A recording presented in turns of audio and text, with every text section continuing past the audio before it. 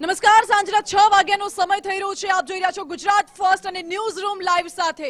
હું છું માનસી સોની. મહત્વના સમાચારથી બુલેટિનની શરૂઆત કરવી છે. ગુજરાત કેડરના નવા 8 આઈપીએસ અધિકારીઓને પોસ્ટિંગ આપવામાં આવ્યું છે. જી હા, હૈદરાબાદ ખાતે ટ્રેનિંગ પૂર્ણ કર્યા બાદ પોસ્ટિંગ આપવામાં આવ્યું. નવી ઊભી કરવામાં આવેલી જગ્યાઓ પર પોસ્ટિંગ આપવામાં આવ્યું છે. તમામને મદદનીશ પોલીસ અધિક્ષક તરીકે પોસ્ટિંગ આપવામાં આવ્યું.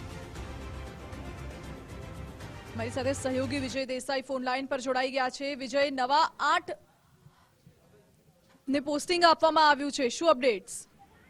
બિલકુલ, જો માનસી વાત કરવામાં આવે તો ગુજરાત કેડરના વર્ષ 2021 અને 2022ની બેચના જે આઈપીએસ અધિકારીઓ છે તેમની જે ફેઝ 2 ની જે તાલીમ છે તે સરદાર વલ્લભભાઈ પટેલ રાષ્ટ્રીય પોલીસ અકાદમી હૈદરાબાદ ખાતે પૂર્ણ થયા બાદ હવે જેઓ રાજ્ય પોલીસ દળની અંદર હાજર થવાને કારણે આ તમામ આઈપીએસ ને અલગ અલગ જગ્યા પર પોસ્ટિંગ આપવામાં આવ્યું છે. જેમાં જે નવી ઊભી કરવામાં આવેલી જે જગ્યાઓ છે તેમાં મદદનીશ પોલીસ અધિક્ષક તરીકે આ તમામ 8 આઈપીએસ ને અત્યારે પોસ્ટિંગ આપવામાં આવ્યું છે. જેમાં સુમન નાલા જે છે તે 2021ની કેડરના છે, જેમને દાંતા ખાતે મૂકવામાં આવ્યા છે. તો સિમરન ભારદ્વાજ ને ધોરાજી ખાતે, એ ઉપરાંત જે 2022ની બેચના રોહિત કુમાર છે તેમને વિસાવદર, ઉપરાંત અજય કુમાર મીણાને ઝઘડિયા ખાતે મૂકવામાં આવેલા છે. એટલે ઓવરઓલ વાત કરવામાં તો 8 જે આઈપીએસ અધિકારીઓ છે તે તમામનું અત્યારે પોસ્ટિંગ માટેનો ઓર્ડર છે તે ઉપસચિવ ગૃહ વિભાગ દ્વારા છે તે કરવામાં આવ્યો છે.